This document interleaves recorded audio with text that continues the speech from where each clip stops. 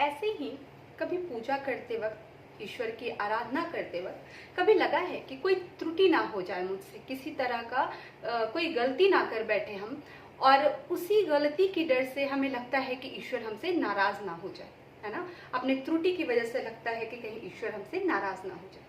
तो चलिए आज हम लोग एक बहुत ही बड़े भक्त मीराबाई से, उनके कुछ किस्सों से हम जानते हैं कि आखिर जो सच्ची भक्ति होती है वो कैसी होती है और किस तरह से भक्ति की जाती है। तो उनके कुछ किस्सों को हम देखेंगे और उससे समझेंगे कि आखिर सच्ची भक्ति कैसी होती है। तो एक किस्सा है मीराबाई का कि मीराबाई जानते हैं सभी कि वो बहुत ही बड़ी कृष्ण भक्त, उनकी आराधना में, उनकी भक्ति में, उनकी प्रेम में वो डूबी रहती थी। तो वो चित्तौड़ छोड़कर वृंदावन धाम चली और उनका एक बहुत ही खूबसूरत पद भी है कि उन्होंने कहा कि मैं तो चली वृंदावन धाम, संभाल राना तेरी नगरी, है ना। क्योंकि ये जो तुम्हारी नगरी है, ये जो नगरी में जो सोने चांदी और बहुत ही महंगी वस्तुएं हैं, तो ये सारी चीजें ये मेरे किसी काम की नहीं है, ये सब बेकार है, बिना भक्ति के ये सब बेकार है। मैं तो बस उसी भक्ति में डूब जाना चाहती हूँ, तो इसलिए मैं तो चली वृंदावन धाम।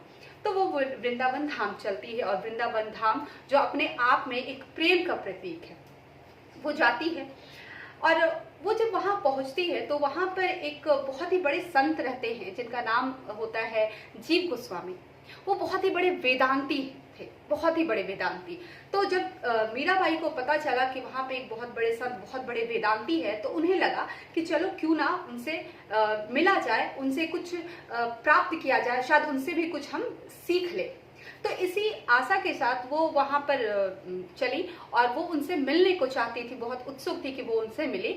और लेकिन जब वो वहां पहुंचती है तो उन्होंने जो उनके आश्रम में जो उनके शिष्य थे, उन्होंने खबर भिजवाई कि वो उनसे मिलना चाहती है। और जब उन संत को, जो जीव गोस्वामी संत थे, जब उन्हें पता चला कि मीराबाई उनसे मिलना चाहती है, तो वहां पर उनके आश्रम में जो महिलाएं थी, जो स्त्रियां थी, वो वर्जित थी। उनका कहना था कि कामिनी और कंचन जो है वो यहाँ पर वर्जित है। क्यों? क्योंकि उनके अनुसार अगर कोई महिलाएं, अगर कोई स्त्री इस आश्रम में आती है तो ये इस आश्रम का जो धर्म है वो भ्रष्ट हो जाएगा, या हम सभी भ्रष्ट हो जाएंगे। क्यों? क्योंकि स्त्री को देख के कामनाएं उत्पन्न होती है, कामनाएं जागृत होगी और उससे हमारा धर्म जो है वो क्या हो जाएगा, भ्रष्ट हो जाएगा, या हमारी भक्ति जो है वो नष्ट हो जाएगी, ऐसा उनका कहना था। इसलिए उन्होंने आश्रम में महिलाओं को वर्जित कर रखा था। तो फिर मीराबाई को ये खबर पहुंचाई जाती है कि नहीं, आप उस आश्रम में नहीं जा सकती है क्योंकि वहां पे महिलाएं, वहां पे जो स्त्रियां हैं वो वर्जित है।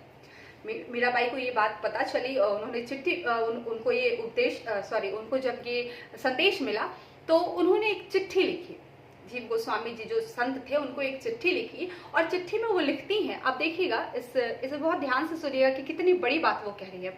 उन्होंने चिट्ठी लिखा और उन्होंने कहा कि आप तो वेदांती है, इतने बड़े वेदांती, वेदांती मतलब बहुत शास्त्र, जो वेदांत किसे हम कहते हैं, उपनिषद को कहते हैं, आप उसके ज्ञाता, इतने बड़े वेदांती है, और आप ऐसे तुच्छ बात कर रहे हैं, ये पुरुष और स्त्री की बात कर रहे हैं। अरे हमारे वेदांत में ही तो लिखा गया है कि एको ब्रह्म द्वितीयो नास्ति, है ना, कि ब्रह्म जो है वो सिर्फ और सिर्फ एक ही है और कोई नहीं है।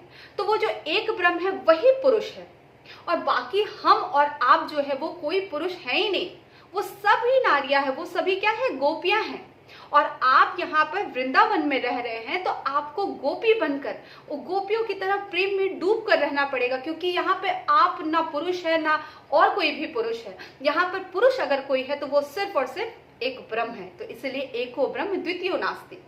और उन्होंने कहा कि महिलाएं, जो स्त्रियां हैं यहाँ पर, जो गोपियों के रूप में है, वो सभी गोपियां हैं। और गोपियां जो है वो वैरागिनी नहीं है, वो अनुराग करती है, वो प्रेम करती है, वो प्रेम की धारा बहाती है। तो यहाँ पे सभी कृष्ण भक्ति में डूबे हुए हैं, सभी ईश्वर उस ब्रह्म की भक्ति में डूबे हुए हैं। तो ये स्त्री पुरुष का भेद क्यों? आप भी पुरुष नहीं है, आप भी गोपी ही हैं, आप भी स्त्री है, ऐसा हमारा वेदांत कहता है। उन्होंने ये चिट्ठी लिखी और ये चिट्ठी उन तक पहुंचाई। फिर ये चिट्ठी जब उनके आश्रम में आता है, उनके शिष्यगण लेकर आते हैं ये चिट्ठी, तो जीव गोस्वामी महाराज जो थे वो उन्होंने उस चिट्ठी को पढ़ा और उस चिट्ठी को पढ़ने के पश्चात भी उनके मन में किसी तरह का बदलाव नहीं आया और उन्होंने कहा कि नहीं, किसी भी तरह की स्त्रियां यहाँ पर नहीं आ सकती है, क्योंकि वही कंचन और कामिनी यहाँ पर वर्जित है। और क्योंकि उनके आने से क्या होगा, लोगों के मन में काम की भावना उत्पन्न होगी। तो उन्होंने फिर से मना कर दिया मीराबाई को कि आप यहाँ पर नहीं आ सकती हैं। तो फिर ये संदेश गया मीराबाई के पास और मीराबाई को फिर बड़ा ये लगा कि अरे इतने बड़े संत, इतने बड़े वेदांती और उनकी ऐसी सोच। तो उन्होंने दूसरी चिट्ठी लिखी और दूसरी चिट्ठी में उन्होंने कहा कि आप इतने बड़े ज्ञानी, इतने बड़े शास्त्र, इतने बड़े उपनिषद के ज्ञानी, और हमारा शास्त्र जो है, हमारा उपनिषद जो है, उसमें ये बात लिखी गई है कि तुम जो हो अगर ईश्वर की भक्ति करते हो तो निर्भय होकर चलो, एकदम निडर होकर चलो।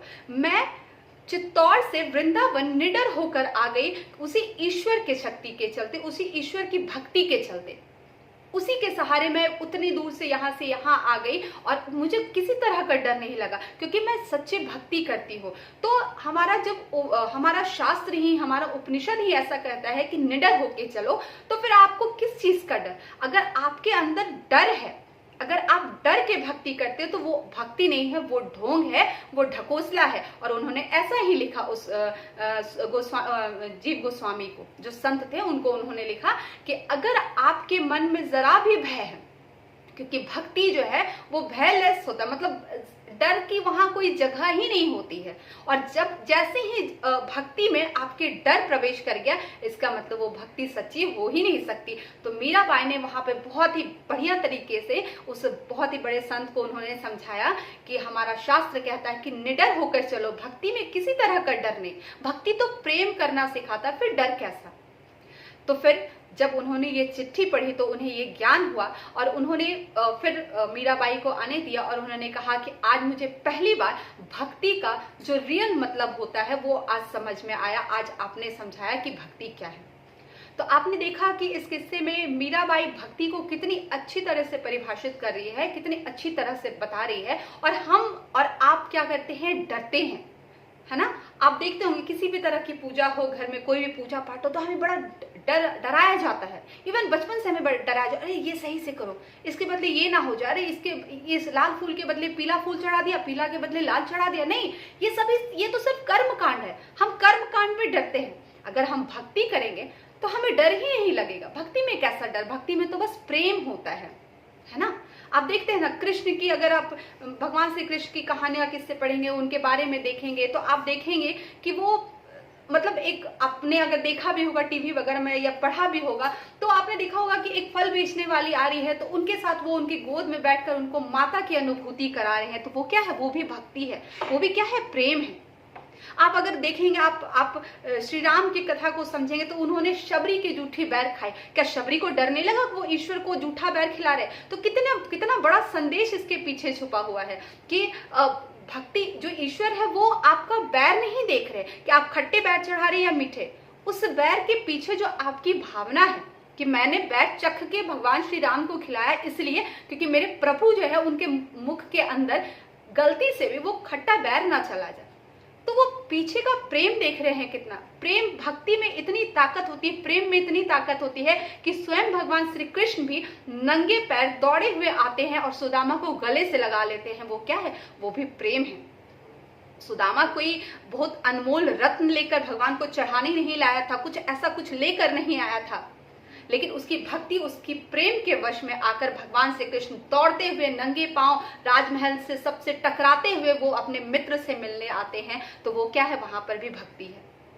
श्री राम जब एक निषाद को गले से लगाकर उसे अपना भाई कहते हैं, तो वो क्या है? वो एक भक्ति है ना। तो भक्ति जो है, तो हमने मीराबाई की इस कहानी से यही हम सीख सकते हैं। हमने सीखा कि भक्ति जो है वो हमेशा निडर होकर करनी चाहिए, क्योंकि भक्ति में जैसे ही डर आया, आपको जैसे ही डर लगा कि अरे ईश्वर ऐसा नहीं, क्योंकि एक बार जरूर सोचिएगा कि इतनी बड़ी सृष्टि का जो रचयिता है, क्या वो छोटी छोटी बातों से वो मतलब हमसे नाराज हो जाएगा कि हमने आज उनके लिए उपवास नहीं रखा, आज हम उनके लिए भूखे नहीं रहे, तो वो हमसे नाराज हो जाएगा? या आज हमने नमक खा लिया, आज नमक नहीं खाना था, आज तो सिर्फ खाली पेट रहना था, तो क्या ईश्वर हमसे नाराज हो जाएगा? जरूर सोचिएगा। आप जो करते हैं, आप कर्म कांड करते हैं, करिए, बिल्कुल करिए, लेकिन श्रद्धा के साथ, प्रेम के साथ करिए। डर लेकर कभी भी भक्ति मत करिएगा, क्योंकि फिर वो भक्ति नहीं रह जाता है ना। जैसा मीराबाई ने कहा कि अगर आपके प्रेम में, आपके भक्ति में डर है तो वो प्रेम नहीं, वो भक्ति नहीं, वो सिर्फ और सिर्फ एक ढकोसला, एक और सिर्फ एक ढोंग है। तो ईश्वर की भक्ति निडर होकर करे, है ना। कभी कोई ये जो हम लोग जिस चीज से डरते हैं ना, कि कर्म कांड से, अरे आज ये नहीं हमने किया, अरे आज हमने उपवास नहीं रखा, आज हम सो गए, आज हम जाग गए, इस समय ये करना था, फूल चढ़ाना था, लाल पीला हरा नीला, नहीं, ये तो सिर्फ अपने संतोष के लिए हम करते हैं, कि हमने बस अपने संतोष के लिए ये सब किया। अगर इसमें आपकी गलती भी होती है तो ईश्वर कभी उसको नहीं देखता। ईश्वर जब भी आपके कहते हैं ना कि जब एक फाइनल रिजल्ट घोषित होता है, तो जब आपका फाइनल रिजल्ट घोषित होगा ना, तो वो आपके कर्म को देखकर होगा। कभी भी आपने ईश्वर को कितना जल फूल और ईश्वर को कितने प्रसाद चढ़ाए या ईश्वर के लिए कितने आरती गाए, डजंट मैटर, वो कभी मैटर करेगा ही नहीं। ईश्वर हमेशा जब आपका रिजल्ट लिखेगा ना, तो वो आपके कर्म को देखेगा कि आपने कितने लोगों के साथ कैसा व्यवहार किया। वही एक भक्ति है, वही मानवता ही भक्ति है। तो भक्ति करे और निडर होके करें। चलिए, तो आज का ये किस्सा यहीं पर हम खत्म करते हैं। फिर हम लोग नेक्स्ट वीडियो में कुछ नई चीजों के साथ बात करेंगे। धन्यवाद।